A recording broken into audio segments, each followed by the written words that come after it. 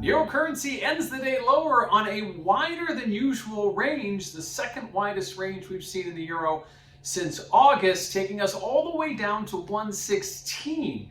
We opened the day, went higher, actually got above Friday's high, then reversed, went lower, got below Friday's low, and settled below Friday's low of the day, suggesting what we call an outside day lower, typically a bearish formation.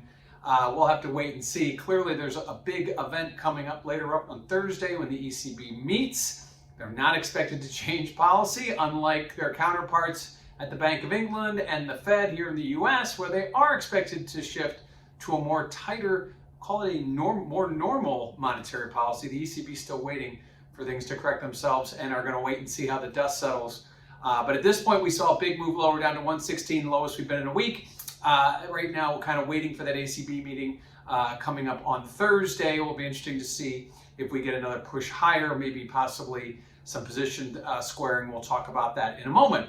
Now, what does this mean for volatility? Well, if you check out that CVOL index over at cmegroup.com, you will notice that volatility took a big dip lower last week. We did kind of trade that range between 116 and 117. Now that we've broken down towards that 116 level, we see volatility starting to move sideways a bit, sort of ending that decline, and likely with the event risk priced in for the ECB meeting on Thursday, we'll likely see volatility creep higher into that meeting. And then after the event, after the meeting, we typically see volatility head south again, unless there's some big announcement that the market isn't expecting.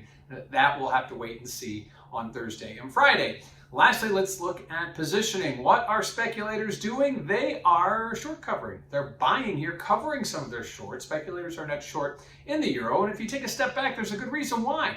Back in September, we were trading at 119. Today, we're trading at 116. It's been a pretty steady decline with a couple of hiccups higher. But ultimately, with the ECB on the sidelines as far as changing their policy to a more tighter, more normal policy, I'm not going to talk about raising rates in Europe anytime soon, but even normalizing some of their asset purchases, the euro stands kind of out of where the pound and the dollar are, where they are possibly trying to reverse some of those pandemic measures. So right now, we've seen speculators maybe slightly short covering ahead of ECB, ahead of next week's BOE, and ahead of next week's FOMC meeting to wait for the dust to settle before they either reignite those shorts or possibly see the euro rally if we don't get those extreme hawkish measures that we're expecting from the other central banks. So some interesting things to watch as we move forward. So the euro opens the week heading lower, a possible signal of lower prices to come.